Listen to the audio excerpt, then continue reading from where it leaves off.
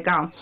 और कोई भी केंद्र या राज्य सरकार या हमारी जो केंद्र सरकार है यह वर्तमान योजनाओं का विकल्प नहीं होंगी, जबकि केंद्रीय मंत्रालय अपनी परियोजनाओं को ला सकते हैं।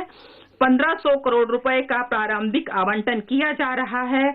इन परियोजनाओं की प्रारंभिक सूची में अनुबंध 1 में, जो कि मेरे अभिभाषण में दी गई हैं।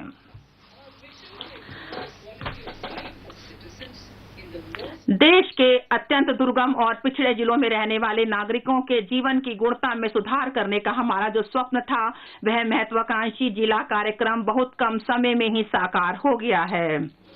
95% जो 112 जिले हैं, उनमें बहुत ज्यादा प्रगति हुई है 3 क्षेत्रों में: स्वास्थ्य, पोषण, वित्तीय स्थिति और आधारभूत अवसंरचना। उन्होंने यहां तक कि कुछ राज्यों को पीछे कर दिया है जहां तक इन सुविधाओं का संबंध है।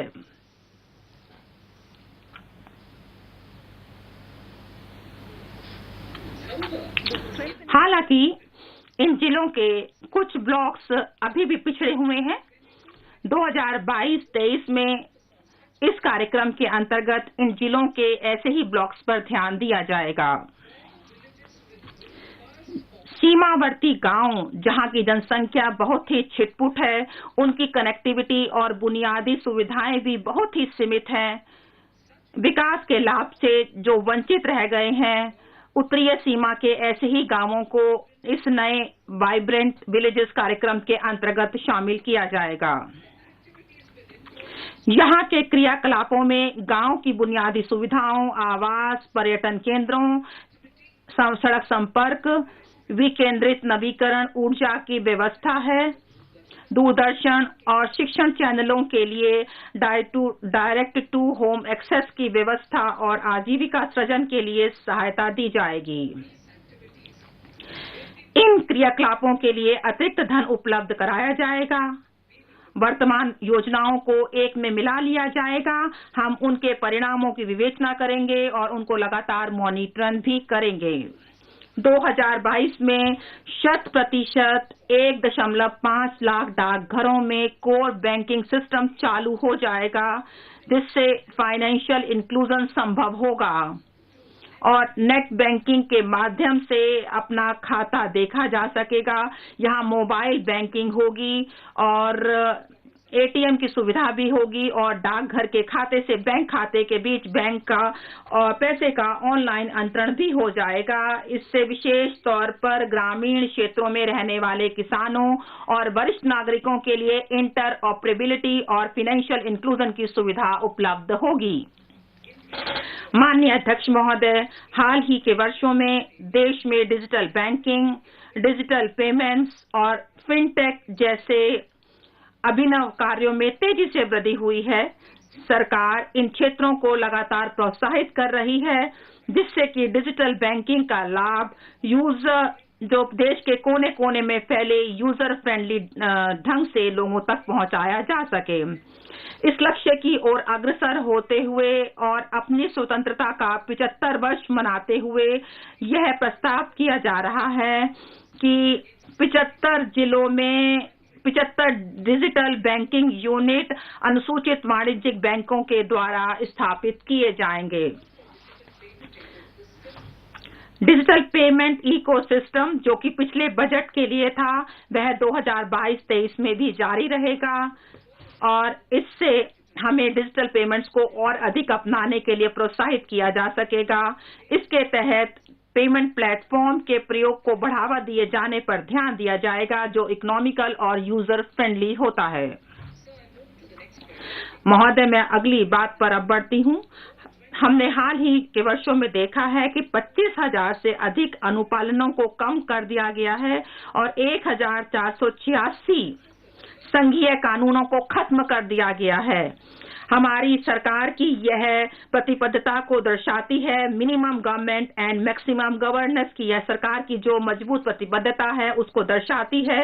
इसके तहत हमने काम किया है।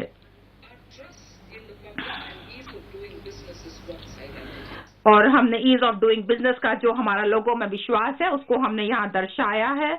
अब जो ईज ऑफ डूइंग बिजनेस है और 2.0 और ईज ऑफ लिविंग के दूसरे चरण को शुरू किया जाएगा। हम पूंजी की उत्पादक क्षमता और मानव संसाधन में सुधार लाने के लिए अपने प्रयास में राइट टू नो के स्थान पर राइट टू नो के सिद्धांत का और साथ ही साथ विश्वास आधारित शासन के सिद्धांतों का पालन करेंगे। और इसमें आईटी सेतुओं के माध्यम से केंद्र और राज्य स्तरीय व्यवस्था के संयोजन, नागरिक केंद्रित सुविधाओं के लिए सिंगल पॉइंट एक्सेस और मानवीकरण तथा पारस्परिक व्यापक अनुपालन के समापन में निर्धारित होगी, ताकि हम इन सभी सुविधाओं को ठीक किया जा सके और इसके लिए हम नागरिकों की ज्यादा से ज्यादा सहायता लेंगे। महोदय, एक सिंगल विंडो पोर्टल परिवेश जो कि सिंगल विंडो पोर्टल था, इसे 2018 में शुरू किया गया था। इससे अनुमोदन के लिए अपेक्षित समय में पर्याप्त कमी की जा सकी है। इस पोर्टल के दायरे को अब और बढ़ाने का हमने विचार किया है, जिससे कि आवेदक जानकारी प्राप्त कर सकें, इकाइयों की अवस्थिति के आधार पर विशेष प्रकार के अनुमोदनों के बारे में जानकारी दी जाएगी और 4 जो अप्रूवल होते हैं उसे एक फॉर्म के माध्यम से दिया जाएगा और centralised processing centre green CPC green के माध्यम से ट्रैकिंग की जा सकेगी। ई पासपोर्ट, जो ई पासपोर्ट जारी किए जाने लगेगा, जिसे एम्बेडेड चिप और भावी प्रौद्योगिकी का प्रयोग करके 2022-23 में किया जा सकेगा, जिससे नागरिकों को अपने विदेश की यात्रा करने में और अधिक सुविधा होगी। जब भारत 100 साल का हो जाएगा तो इसकी संभावना यही है कि हमारी आधी से अधिक जनसंख्या शहरी क्षेत्रों में निवास कर रही होगी। इस स्थिति के लिए तैयार होने के लिए एक सुव्यवस्थित शहरी विकास बहुत महत्वपूर्ण है। इससे देश की आर्थिक क्षमता का उपयोग किया जा सकेगा, जिसमें जनसांख्यिकी लाभांश के लिए आजीविका संबंधी अवसर भी आते हैं। इसके लिए हम मेगा सिटीज के पोषण की जरूरत है। आसपास के क्षेत्रों को आर्थिक विकास के वर्तमान केंद्रों के रूप में विकसित करने की जरूरत है। दूसरी ओर हमें टायर 2 और टायर 3 शहरों में सुविधा प्रदान किए जाने की जरूरत है, जिससे कि भविष्य के लिए इनको एक बाह्य कवच के रूप में तैयार किया जा सके। इसके लिए यह जरूरी है कि हम अपने शहरों को जीवन के दीर्घकालिक रास्तों के केंद्र के रूप में देखें, जिसमें सभी के लिए, विशेषकर महिला और युवकों के लिए अवसर उपलब्ध हो। ऐसा होने के लिए शहरी नियोजन का सामान्य दृष्टिकोण का चलाना संभव है और इसके लिए हम ऐसे कुछ संगठनों का गठन करेंगे जो कि शहरी क्षेत्रों में क्षमता विकास, नियोजन, कार्यान्वयन और प्रशासन के बारे में सिफारिशी करेगा। शहरी क्षमता निर्माण के लिए राज्यों को सहायता प्रदान की जाएगी। भवन संबंधी उपनियमों के आधुनिकीकरण, टाउन नियोजन योजनाएं, परिवहन उन्मुखी विकास लागू किया जाएगा। इससे जन परिवहन व्यवस्थाओं के साथ लोगों के रहने और निकटता से कार्य करने संबंधी सुधार होंगे। सार्वजनिक परिवहन परियोजनाओं और अमृत योजनाओं के लिए दी जाने वाली केंद्र सरकार की वित्तीय सहायता का लाभ टीओडी और टीपीएस के माध्यम से राज्यों को किया जाएगा।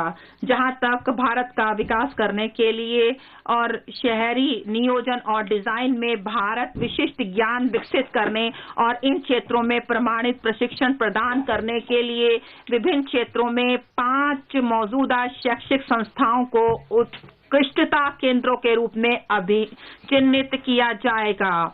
इन केंद्रों को प्रत्येक के लिए 250 करोड़ रुपए की दाय निधि प्रदान की जाएगी। इसके अतिरिक्त अखिल भारतीय तकनीकी शिक्षा परिषद पाठ्यक्रम गुणवत्ता सुधारने तथा अन्य संस्थाओं में शहरी नियोजन पाठ्यक्रमों की सुलभता के लिए अग्रणी की भूमिका निभाएगी। हम शहरी क्षेत्रों में सार्वजनिक परिवहन के उपयोग के रूपांतरण को बढ़ावा देंगे। इसे स्वच्छ तकनीकी और शासन समाधानों विशेष शून्य जीवाश्म ईंधन नीति और ईवी वाहनों के साथ आवागमन जोन द्वारा संपूरित किया जाएगा। बैटरी अदला बदली नीति, बड़े पैमाने पर चार्जिंग स्टेशनों की स्थापना के लिए शहरी क्षेत्रों में स्थान की कमी पर विचार करते हुए एक बैटरी अदला बदली नीति लाई जाएगी तथा अंतर प्रचालनीय तैयार किए जाएंगे।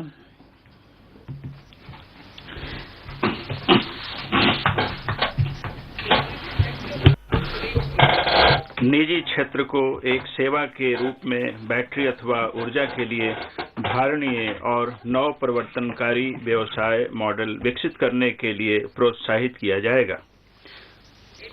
इससे ईवी पारितंत्र की प्रभावकारिता में सुधार होगा। भू संसाधनों का प्रभावी उपयोग एक सख्त अनिवार्यता है। राज्यों को अभिलेखों के आईटी आधारित प्रबंधन को सुकर और कारगर बनाने के लिए unique land parcel identification number अपनाने के लिए प्रोत्साहित किया जाएगा। अनुसूची 8 की भाषाओं में से किसी में भू अभिलेखों के लिप्यांतरण संबंधी सुविधा भी शुरू की जाएगी। एक राष्ट्र एक रजिस्ट्रीकरण सॉफ्टवेयर के साथ national genetic document registration system के अंगीकरण अथवा लिंकेज को रजिस्ट्रीकरण के लिए समरूप प्रक्रिया और विलेखों और दस्तावेजों के कहीं भी रजिस्ट्रीकरण को एक विकल्प के रूप में बढ़ावा दिया जाएगा। दिवाला और शोधन अक्षमता संहिता समाधान प्रक्रिया की प्रभावकारिता को बढ़ाने तथा सीमा पार दिवाला समाधान को सुकर बनाने के लिए इस संहिता में आवश्यक संशोधन किए जाएंगे। त्वरित कॉर्पोरेट समापन, नई कंपनियों के त्वरित रजिस्ट्रीकरण के लिए अनेक आईटी आधारित तंत्र स्थापित किए गए हैं। अब पुनर्विन्यास प्रक्रिया के साथ त्वरित कॉर्पोरेट समापन के लिए केंद्र इन कंपनियों के स्वैच्छिक परिसमापन को सरल और कारगर बनाने तथा गति देने के लिए मौजूदा 2 वर्ष के समय को 6 माह तक बढ़ाने के लिए स्थापित किया जाएगा। सरकारी खरीद, हाल ही में सरकारी नियमों को अमृतकाल की आवश्यकताओं के लिए आधुनिक बनाया गया है। नए नियमों को विभिन्न हितधारकों से प्राप्त इनपुटों से लाभ मिला है। आधुनिक बनाए गए नियम जटिल टेंडरों के मूल्यांकन में लागत के अलावा पारदर्शी गुणवत्ता मानदंडों के उपयोग को अनुमति देते हैं। चालू बिलों के 75% के भुगतान हेतु अनिवार्य रूप से 10 दिन के भीतर और समझौते के माध्यम से विवादों के निपटारे को प्रोत्साहित करने के लिए प्रावधान किए गए हैं। पारदर्शिता को बढ़ाने तथा भुगतानों में विलंब को कम करने एक अगले कदम के रूप में एक पूर्णतः कागज रहित end to end online e bill system को अपनी खरीदों के लिए सभी केंद्रीय मंत्रालयों द्वारा उपयोग के लिए शुरू किया जाएगा। यह सिस्टम आपूर्तिकर्ताओं और ठेकेदारों को अपने डिजिटल रूप से हस्ताक्षरित बिलों और दावों तथा कहीं से भी अपनी स्थिति का पता लगाने के लिए ऑनलाइन प्रस्तुत करने में सक्षम बनाया जाएगा। सप्लायरों और कार्य ठेकेदारों के लिए अप्रत्यक्ष लागत को कम करने के लिए बैंक गारंटी के लिए एक विकल्प के रूप में प्रतिभू बॉन्डों को सरकारी खरीदों में स्वीकार्य बनाएगा। व्यवसाय जैसे स्वर्ण आयात भी इसको उपयोगी पा सकेंगे। IRDAI ने बीमा कंपनियों द्वारा प्रतिभू बॉन्डों को जारी करने के लिए रूपरेखा बनाई है। ABGC प्रोत्साहन कार्यबल, एनिमेशन, विजुअल इफेक्ट्स, गेमिंग और कॉमिक्स सेक्टर युवाओं को रोजगार के लिए बड़ी संभावना प्रदान करता है। एक ABGC संवर्धन कार्यबल सभी हितधारकों के साथ इसे प्राप्त करने तथा हमारे बाजारों और वैश्विक मांग को पूरा करने के लिए घरेलू क्षमता निर्माण के लिए तौर तरीकों की सिफारिश करने के लिए स्थापित किया जाएगा। दूरसंचार क्षेत्र, सामान्य रूप से दूरसंचार और विशेष रूप से 5G प्रौद्योगिकी समृद्धि और रोजगार अवसर प्रदान करने में समर्थ बना सकते हैं। अपेक्षित स्पेक्ट्रम नीलामियों को निजी दूरसंचार प्रदाताओं द्वारा 2022-23 के भीतर 5G मोबाइल सेवाओं के आरंभ को सुकर बनाने के लिए 2022 में निष्पादित किया जाएगा। डिजाइन आधारित विनिर्माण के लिए एक योजना उत्पादन से जुड़ी प्रोत्साहन योजना के भाग के रूप में 5G के लिए एक मजबूत पारितंत्र बनाने के लिए लॉन्च की जाएगी। ग्रामीण और दूर दराज के क्षेत्रों में सस्ते ब्रॉडबैंड और मोबाइल सेवा प्रसार को सक्षम बनाने के लिए वैश्विक सेवा बाध्यता निधि के तहत वार्षिक संग्रह के 5% तक आवंटित की जाएगी। इससे प्रौद्योगिकियों और समाधानों के अनुसंधान और विकास तथा वाणिज्यीकरण को बढ़ावा मिलेगा। हमारा विजन यह है कि सभी ग्राम और उनके निवासियों को ई सेवाओं की समान पहुंच, संचार सुविधाएं और शहरी क्षेत्रों और उनके निवासियों के रूप में डिजिटल संसाधन प्राप्त होने चाहिए। दूर दराज के क्षेत्र सहित सभी ग्रामों में ऑप्टिकल फाइबर बिछाने के लिए संविदाएं वर्ष 2022-23 में PPP के माध्यम से भारत नेट परियोजना के तहत ठेके दिए जाएंगे। इसके 2025 में पूरा हो जाने की संभावना है। ऑप्टिकल फाइबर के बेहतर तथा अधिक प्रभावी उपयोग को समर्थ बनाने के लिए उपाय किए जाएंगे। निर्यात संवर्धन।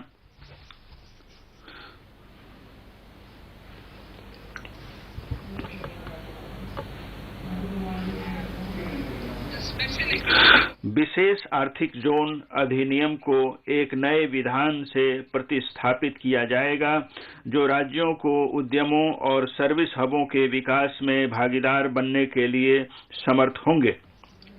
इसमें उपलब्ध अवसंरचना को इष्टतम रूप से उपयोग करने तथा निर्यातों की प्रतिस्पर्धात्मकता को बढ़ाने के लिए सभी बड़े मौजूदा और नए औद्योगिक एनक्लेव शामिल होंगे। रक्षा में आत्मनिर्भरता।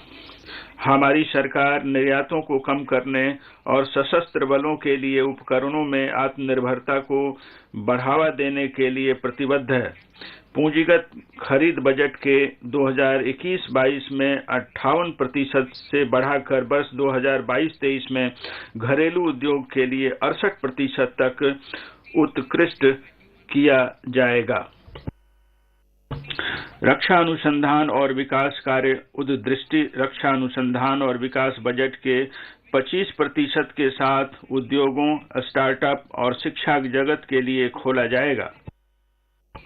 निजी उद्योगों को SPV मॉडल के माध्यम से DRDO और अन्य संगठनों के सहयोग से सैन्य प्लेटफॉर्म और उपकरणों के डिजाइन और विकास निष्पादित करने के लिए प्रोत्साहित किया जाएगा। एक स्वतंत्र नोडल अम्ब्रेला निकाय को व्यापक परीक्षण और प्रमाणन आवश्यकताओं को पूरा करने के लिए स्थापित किया जाएगा। उदीयमान अवसर।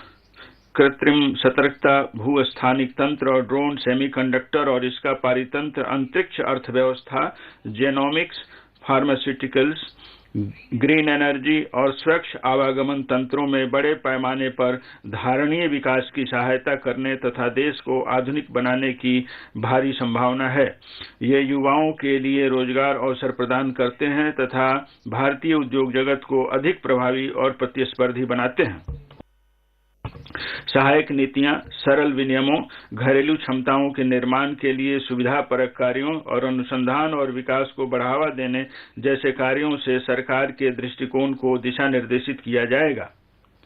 इन उदीयमान अवसरों में अनुसंधान एवं विकास कार्य के लिए शिक्षा जगत, उद्योग और सार्वजनिक संस्थाओं के बीच सहयोग के प्रयासों के अलावा सरकारी अंशदान प्रदान किया जाएगा। ऊर्जा संक्रमण और जलवायु परक कार्य। जलवायु परिवर्तन के जोखिम सबसे बड़ी बाहरी नकारात्मकताएं हैं जो भारत तथा अन्य देशों को प्रभावित करती हैं। जैसा कि माननीय प्रधानमंत्री जी ने विगत नवंबर में ग्लासगो में संपन्न हुए कोप 26 शिखर सम्मेलन में कहा था, आज किसकी आवश्यकता है यह ध्यान देने योग्य है और अविवेकी तथा विनाशकारी उपभोग की बजाय उपयोग पर विचार करना है। पंचामृत में यथा प्रतिपादित निम्न कार्बन विकास रणनीति को उन्होंने घोषित की धारणीय विकास के प्रति हमारी सरकार की दृढ़ कटिबद्धता का एक महत्वपूर्ण प्रदर्शन है। यह रणनीति रोजगार के बड़े अवसर खोलती है और देश को धारणीय विकास के मार्ग पर ले जाएगी। तदनुसार इस बजट में अनेक अल्पकालिक और दीर्घकालिक कार्य प्रस्तावित हैं। सौर ऊर्जा 2030 तक संस्थापित और क्षमता के 280 GW के महत्वाकांक्षी लक्ष्य के लिए घरेलू विनिर्माण को सुविधा प्रदान करने के लिए सौर PV मॉड्यूलों के लिए पॉलीसिलिकॉन से पूर्णतः समेकित विनिर्माण एककों के लिए प्राथमिकता के साथ उच्च प्रभावी मॉड्यूलों के विनिर्माण के लिए उत्पादन से जुड़े प्रोत्साहन हेतु 19,500 करोड़ रुपए का अतिरिक्त आवंटन किया जाएगा।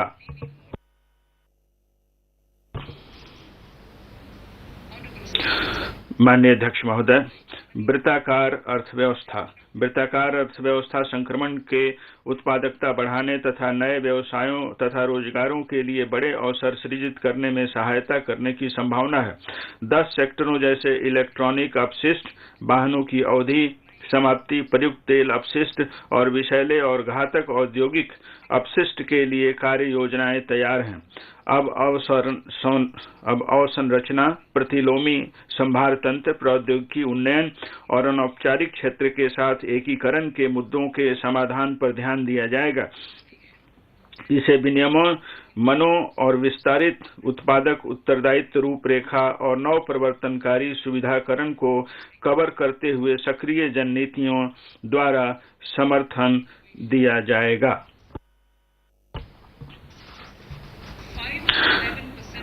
5 से 7% बायोमास पेलेट को थर्मल पावर प्लांटों में जलाया जाएगा, जिससे प्रति वर्ष 38 MMT कार्बन डाइऑक्साइड की बचत होगी। इससे किसानों को अतिरिक्त आय होगी और स्थानीय लोगों के लिए रोजगार के अवसर उपलब्ध होंगे और हम खेतों में पराली को जलाने से भी बच जाएंगे। ऊर्जा की बचत ऊर्जा प्रबंधन का एक महत्वपूर्ण पहलू है, अतः ऊर्जा एफिशिएंसी तथा बचत उपायों को बढ़ावा दिया जाएगा। इसे बड़े वाणिज्यिक भवनों में ऊर्जा सेवा कंपनी कार्य मॉडल के माध्यम से किया जाएगा। यह क्षमता निर्माण, एनर्जी ऑडिट के लिए जागरूकता कार्य निष्पादन संविदा तथा सामान्य माप एवं सत्यापन प्रोटोकॉल के लिए सुविधा उपलब्ध कराएगा। उद्योग के लिए कॉल गैसिफिकेशन तथा कोयले को रसायन में परिवर्तित करने हेतु 4 प्राइवेट परियोजनाएं स्थापित की जाएंगी, जो तकनीकी तथा वित्तीय रूप से व्यवहार्य होंगी। कृषि वानिकी तथा निजी वानिकी को बढ़ावा देने के लिए नीतिगत तथा अपेक्षित विधायी परिवर्तन किए जाएंगे।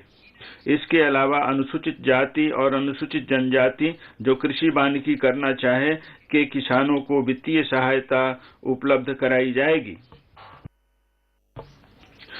माननीय अध्यक्ष महोदय, अब मैं चौथी प्राथमिकता पर जा रही हूं, सार्वजनिक पूंजी निवेश। पूंजी निवेश अपने प्रवर्धन प्रभाव के जरिए त्वरित एवं संघारीय आर्थिक पुनरुत्थान और समेकन की दृष्टि से अत्यंत महत्वपूर्ण होते हैं। पूंजी निवेश से रोजगार के अवसरों का सृजन करने में बड़े उद्योगों एवं MSME से विनिर्मित निवेशकों के लिए बढ़ी हुई मांग का उत्प्रेरण करने में मदद मिलती है और बेहतर कृषि अवसंरचना के माध्यम से इससे किसानों को भी मदद मिलती है। उच्च ग्रोथ के साथ महामारी के प्रभावों से बाहर निकलने की दृष्टि से अत्यंत सशक्त उत्थानशीलता दर्शाई है। हालांकि हमें 2020-21 में आई गिरावट की भरपाई करने के लिए उस स्तर को बरकरार रखने की जरूरत है। जैसा कि पहले पैरा 5 में बताया गया है, निवेश के कारगर चक्र को निजी निवेश की ओर प्रेरित करने के लिए सरकारी निवेश की आवश्यकता पड़ेगी। इस स्तर पर निजी निवेशों के लिए यह जरूरी जान पड़ता है कि उनकी क्षमता को बढ़ाने के लिए और अर्थव्यवस्था की जरूरत को पूरा करने के लिए सहायता की जरूरत है। सार्वजनिक निवेश को आगे बने रहने की जरूरत है और 2022-23 में निजी निवेश और मांग को बढ़ाना भी जरूरी है। उपर्युक्त जरूरतों को देखते हुए एक बार फिर केंद्रीय बजट में पूंजीगत व्यय के लिए परिव्यय में तेजी से बढ़ोतरी की गई है। अभी यह चालू वर्ष में 5.54 लाख करोड़ रुपए है, जिसमें 35.4% की बढ़ोतरी करके 2022-23 में 7.5 लाख करोड़ रुपए कर दिया गया है। यह 2019-20 के व्यय से 2.2 गुना से भी अधिक बढ़ गया है। 2022-23 में यह परिव्यय जीडीपी का 2.9% होगा। कारगर पूंजीगत व्यय राज्यों को सहायता अनुदान के माध्यम से पूंजीगत आस्तियों के सृजन के लिए किए गए प्रावधान के साथ साथ निवेश के चलते केंद्र सरकार का कारगर पूंजीगत व्यय 2022-23 में अनुमानतः 10.68 लाख करोड़ रुपए का हो जाएगा, जो कि जीडीपी का लगभग 4.1% जीडीपी का होगा। ग्रीन बॉन्ड्स 2022-23 में सरकार द्वारा ली जाने वाली सभी बाजार उधारियों के सिलसिले में सॉवरेन ग्रीन बॉन्ड्स जारी किए जाएंगे, जिनसे हरित अवसंरचना के लिए संसाधन जुटाए जाएंगे। इससे प्राप्त धन को सार्वजनिक क्षेत्र की ऐसी परियोजनाओं में लगाया जाएगा जो अर्थव्यवस्था में कार्बन इंटेंसिटी को कम करने में सहायक हों। GIFT विश्व स्तरीय विदेशी विश्वविद्यालयों और संस्थानों को GIFT शहरों में वित्तीय प्रबंधन, फिनटेक, विज्ञान, प्रौद्योगिकी, इंजीनियरिंग, गणित में अपने पाठ्यक्रम चलाने की अनुमति दी जाएगी और केवल IFSCA द्वारा चलाए जाने वाले पाठ्यक्रमों को छोड़कर इन्हें घरेलू विनियमों से मुक्त रखा जाएगा। इससे सेवाओं और प्रौद्योगिकियों के लिए उच्च स्तर के मानव संसाधन उपलब्ध कराए जा सकेंगे।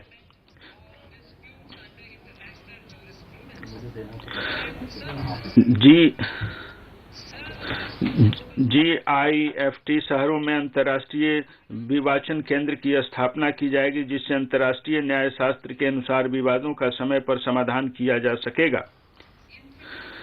देश में सतत एवं माहौल के अनुरूप वित्त पोषण के लिए वैश्विक पूंजी जुटाने के लिए आवश्यक सेवाएं GIFT शहरों में दी जाएगी। डेंस चार्जिंग इंफ्रास्ट्रक्चर और ग्रिड स्केल बैटरी सिस्टम वाले डाटा सेंटर्स और एनर्जी स्टोरेज सिस्टम्स को अवसंरचनाओं की हार्मोनाइज्ड लिस्ट में शामिल किया जाएगा। इससे डिजिटल अवसंरचना और स्वच्छ ऊर्जा भंडारण के लिए क्रेडिट सुलभ हो सकेगा। उद्यम पूंजी और निजी इक्विटी निवेश। उद्यम पूंजी और निजी इक्विटी ने पिछले साल 5.5 लाख करोड़ रुपए से अधिक का निवेश किया था, जिससे स्टार्टअप और विकास के एक बहुत बड़े इकोसिस्टम का मार्ग प्रशस्त हुआ है। इस प्रकार के निवेश को बढ़ाने के लिए इनके विनियामकों और अन्य प्रकार की बाधाओं की समग्र रूप से जांच परख किए जाने की जरूरत है। इसके लिए एक विशेषज्ञ समिति का गठन किया जाएगा, जो इस तरह की जांच परख करके उचित उपाय सुझाएगी।